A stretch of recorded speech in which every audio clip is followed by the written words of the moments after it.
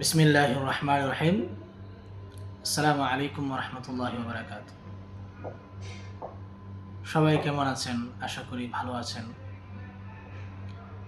আমি আপনাদেরই কুড়িগড় ৩ নং ওয়ার্ডের রিয়াজউদ্দিন নজমুদ্দিন ব্যাপারী বাড়ির মৃত জনাব আবু সালাম সাহেবের ছেলে মোহাম্মদ মুস্তাকিম বিল্লাহ। আমি আপনাদেরকে আজকে একটি ভয়ঙ্কর হাদিস শোনাব। এই হাদিসটি যার ঈমান যত মজবুত, যার আখিরাতের প্রতি যত বিশ্বাস, তার কাছে ততটাই ভয়ঙ্কর মনে হবে। হাদিসটি রয়েছে মুসলিম শরীফের ৬৫২৮ নম্বর হাদিস। হযরত আবু হুরায়রা রাদিয়াল্লাহু তাআলা আনহু বলেন যে রাসূল সাল্লাল্লাহু আলাইহি সাল্লাম একবার সাহাবায়ে কেরামদেরকে জিজ্ঞাসা করলেন যে আতাদরুনা মাল মুফলিস, হে সাহাবায়ে কেরাম, তোমরা কি জানো দেউলিয়াকে বা নিঃস্বকে? তো আমাদের মসজিদগুলোতে সাধারণত আলহামদুলিল্লাহ এশারের নামাজের পর তালিম হয়, তখন অনেক মানুষ একত্রিত হয়। সেমভাবে সাহাবায়ে কেরামদেরকে একত্রিত করে রাসূল সাল্লাল্লাহু আলাইহি সাল্লাম জিজ্ঞাসা করলেন, এই বলো তো দেউলিয়াকে নিঃস্ব কোন ব্যক্তি? তা স্বাভাবিকভাবে আপনাকে আমাকে যদি কেউ জিজ্ঞাসা করে যে নিঃস্বকে, তখন আমি আপনাকে উত্তর দেব যে নিঃস্ব ওই ব্যক্তি যার টাকা পয়সা নাই, বাড়িঘর নাই, কোনো কিছু নাই। হয় না অনেক সময় নদী ভাঙ্গনের মাধ্যমে একবারে দেউলিয়া হয়ে গেছে, তার বাড়িঘর পর্যন্ত নাই, থাকার মতো জায়গাও নাই, টাকা পয়সাও নেই, ওই ব্যক্তি হলো দেউলিয়া, নিঃস্ব ব্যক্তি। তো সাহাবায়ে কেরাম সিমভাবে উত্তর দিলেন, ক্বালু আল মুফলিসু মান লা দিরহাম ওয়ালা মাতা, যে যে ইয়া রাসূলুল্লাহ, নিঃস্ব ওই ব্যক্তি যার টাকা পয়সা নাই, উপভোগ করার মতো কোনো আসবাবপত্র নাই, সে হলো নিঃস্ব।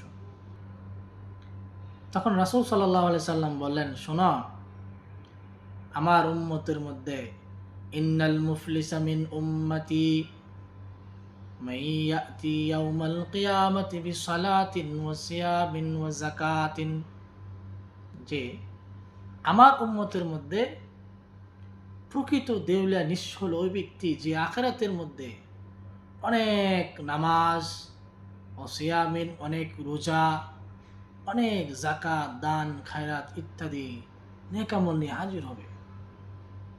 ধরেন যে কোনো নেকামল, অনেক নেকামল, সে কখনো নামাজ কাজা করেনি, সে তাহাজ্জুদ নামাজও তার আন্ডারে আছে, সে রোজা রেখেছে, সে অনেক দান খায়রাত করেছে, সে একজন দানবীর হিসেবে পরিচিত ছিল দুনিয়ার মধ্যে। অনেক নেকামল নিয়ে আখিরাতে হাজির হবে। তো ব্যক্তিটি যখন অনেক নেকামল নিয়ে হাজির হবে, তখন সাথে সাথে ওই ব্যক্তির বিরুদ্ধে অভিযোগ চলে আসতে থাকবে।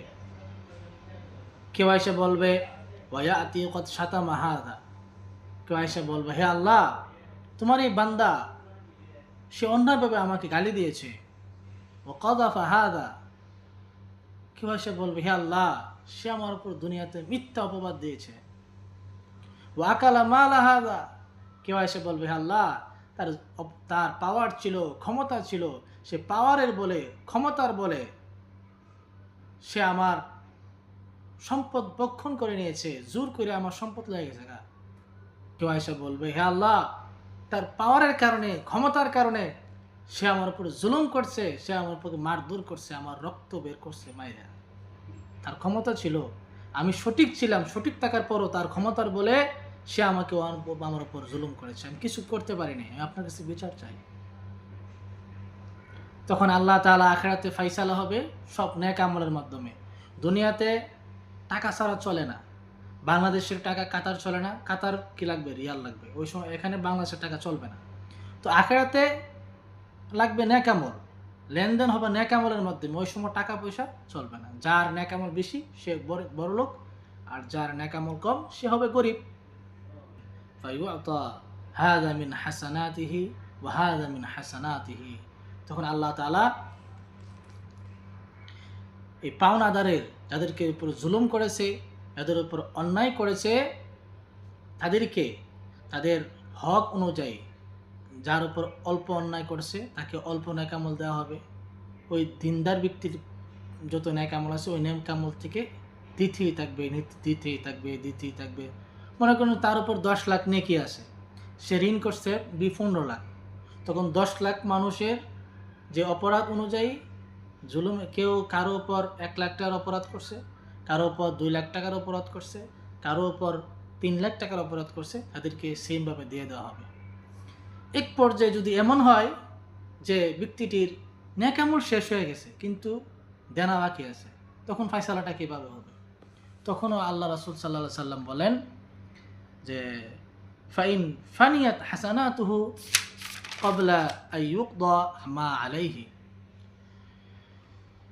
যদি তার লেনদেন শেষ করার আগেই তার নেক আমল শেষ হয়ে যায়, তখন আল্লাহ তাআলা আদেশ করবেন যে ব্যক্তির উপর জুলুম করছে ওই জুলুমকারীর যে পাপ, সে যে পরিমাণ জুলুম করছিল, সে 1 লাখ টাকার জুলুম করছিল, তখন আল্লাহ তাআলা বলবে ওই 1 লাখ টাকার পরিমাণ যে পাপ তার উপর দিয়ে দাও, ওই নেককার ব্যক্তির উপর দিয়ে দেবে। করবেন যে ব্যক্তির উপর জুলুম করছে ওই জুলুমকারীর যে পাপ, সে যে পরিমাণ জুলুম করছিল, সে 1 লাখ টাকার জুলুম করছিল, তখন আল্লাহ তাআলা বলবে ওই 1 লাখ টাকার পরিমাণ যে পাপ তার উপর দিয়ে দাও, ওই নেককার ব্যক্তির উপর দিয়ে দেবে।